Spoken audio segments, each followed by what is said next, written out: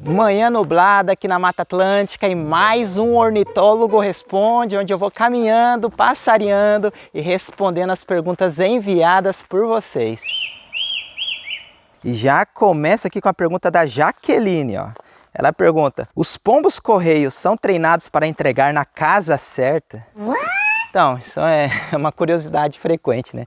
Os pombos correios, gente, eles não são treinados para ir para destinos. Eles só sabem voltar de onde vieram, sabe? Tem como a pessoa soltar um pombo querendo que ele vai, sei lá, solta em Maringá, que ele vai para Londrina. Ele não vai fazer isso.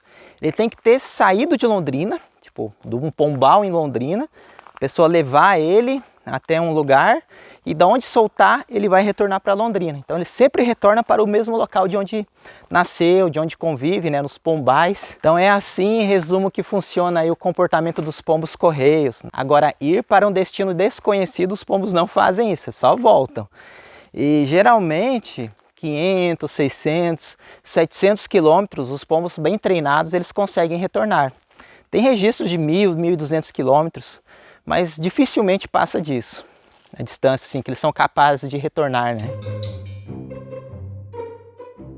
Daniela: William, qual sua ave carniceira favorita? Amo seu conteúdo. Obrigado. Minha ave carniceira favorita não tem segredo. É o urubu-rei, o Sarcorhamphus papa, que é simplesmente um dos urubus mais bonitos do Brasil, ou mais bonito do Brasil, seguramente falando. Uma ave com a cara colorida, uma plumagem branca e negra, um bicho espetacular, imponente, majestoso. Para mim é sempre uma alegria quando eu encontro um em campo. É um bicho sensacional mesmo.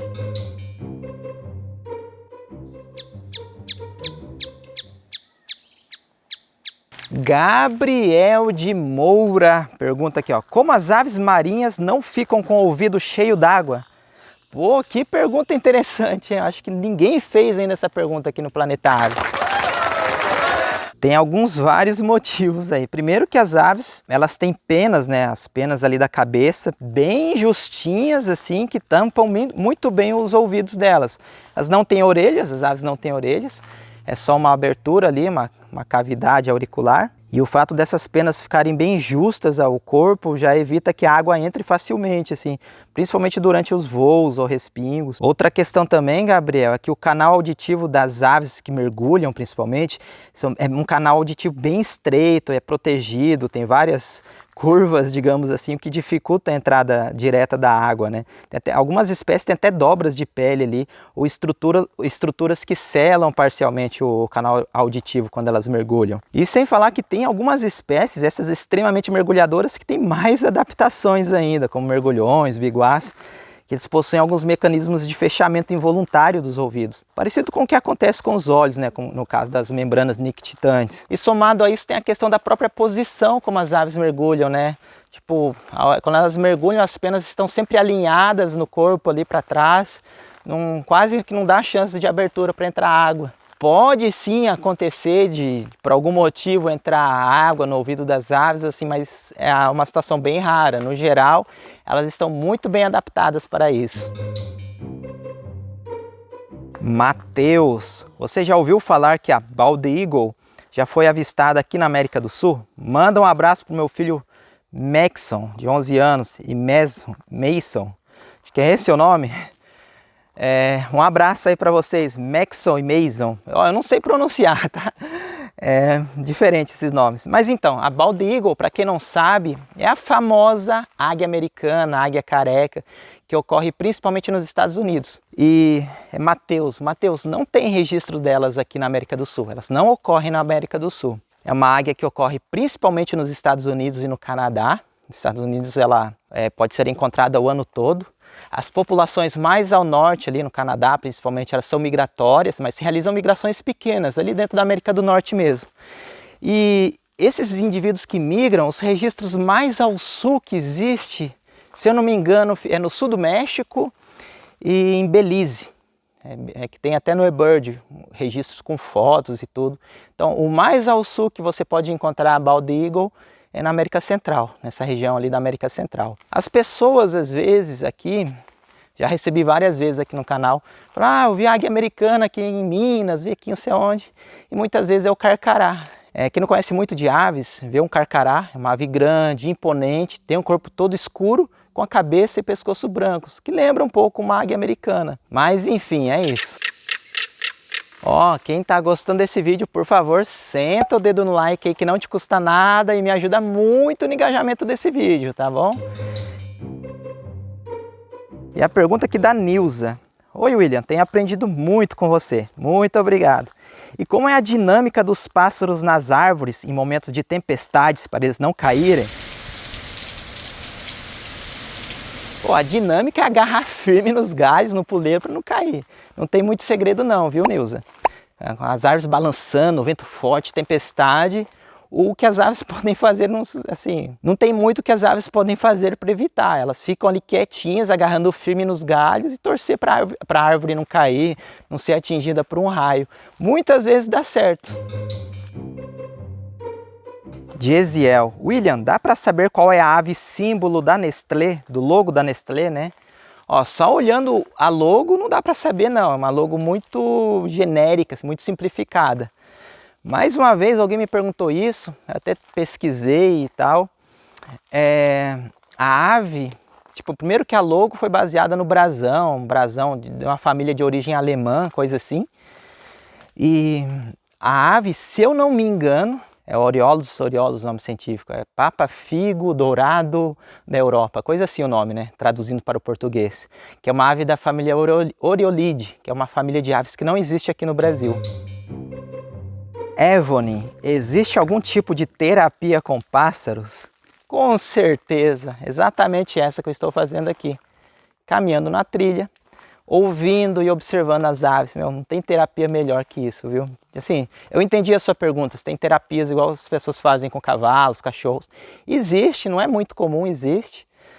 Mas a observação de aves, hoje existem estudos que mostram que é uma terapia eficiente para combater a depressão, a ansiedade, sim, várias coisas relacionadas à nossa saúde, uma terapia eficiente. Então, para quem está precisando aí de um hobby, anda meio triste e tal, meu, começa a observar passarinhos. Um parque, praça da sua região, área rural na sua cidade, alguma trilha, alguma estrada assim que você conheça, que seja relativamente segura, né? Que saia de manhãzinha, final da tarde, assim, não precisa de muita coisa não. Observe as aves, que vai te trazer muitas, mas muitas alegrias, pode ter certeza disso. Nelly, William, gosto bastante do Planeta Aves e tenho uma pergunta. As aves brincam? Mamíferos brincam entre si, e elas? Brincam sim, isso é um comportamento bem conhecido nas aves, especialmente em filhotes de aves. O motivo real é para desenvolvimento motor, né? Desenvolver as habilidades de forrageio, as habilidades de caça, no caso das aves de rapina, das aves predadoras. Mas elas brincam sim. No caso das aves de rapina, né, os gaviões, águias, tem muitos registros de filhotes pegando graveto e outros objetos encontrados, né, no território para ficar erguendo, soltando, voando com o objeto, brincando de agarrar, de soltar, de capturar, ou os filhotes brincando de perseguição entre si, um voando atrás do outro. Então são comportamentos interpretados para a gente como brincadeira. Que, como eu disse, o real motivo é desenvolver as habilidades motoras. O Ederson, uma pergunta, uma ave exótica nunca vai deixar de ser exótica? Por exemplo, os pardais e pombos domésticos vão ser sempre considerados exóticos para sempre? Então, em teoria, sim, nunca vai deixar de ser exótica, porque por mais que os pardais já tenham populações estabelecidas aqui no Brasil e tudo, pelo menos no ambiente urbano, né? São aves exóticas, não são naturais aqui, foram trazidas pelo homem. Então, no conceito da biologia e tal, da conservação, sempre serão tratadas como aves exóticas. E isso independe do tempo, pois os pardais já têm 2 séculos, mais de um século que já vive aqui no Brasil e sempre vai ser assim. Porque não são espécies que evoluíram nesse ambiente, não são originárias daqui. Miguel, de 10 anos, pergunta: qual o país que tem mais aves? Colômbia, primeiro lugar. Segundo lugar, Brasil ou Peru, dependendo da lista que você seguir, né, dos critérios. E depois em quarto lugar é Indonésia, eu acho, enfim. Mas Colômbia, depois Brasil e Peru, ou Peru e Brasil. Luciane, né?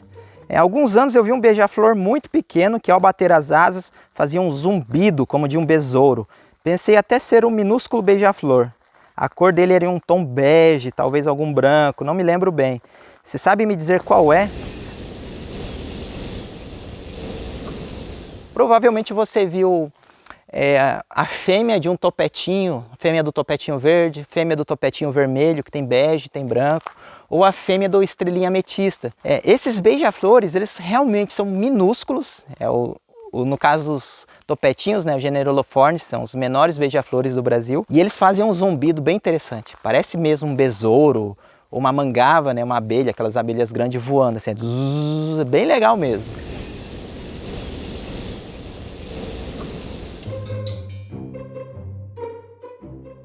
João, William, qual plataforma devo utilizar para me manter atualizado nas espécies? Pela lista da IUCN ou CBRO? Tem alguma lista disponível? Cara, para a lista das aves do Brasil, super recomendo você usar a lista das aves do CBRO, né? Comitê Brasileiro, tem um passarinho pulando aqui. Comitê Brasileiro de Registros Ornitológicos, que ali mantém a lista atualizada de todas as espécies que ocorrem no Brasil, com a taxonomia, né, o nome científico, o nome vernáculo, tudo bonitinho ali. A última atualização, assim, na presente data, foi em 2021, a última lista de aves do Brasil. De tempos em tempos eles vão atualizando essa lista. Já a IUCN, o objetivo dela nem é a taxonomia, na verdade ela traz os status de conservação das aves, né, dos animais de todo mundo. E os nomes científicos, a taxonomia que ela apresenta ali são com base acho que na lista de Clements, acho que é a mesma que usa o eBird, os sites da Cornell e tal. E esse foi mais um Ornitólogo Responde gravado aqui da Mata Atlântica. Se você tem alguma pergunta para o próximo vídeo desse quadro, coloca sua pergunta aqui nos comentários usando a hashtag Ornitólogo Responde. Beleza? Combinado? Então é isso, gente. Agradeço aqui a audiência de sempre e até o próximo vídeo.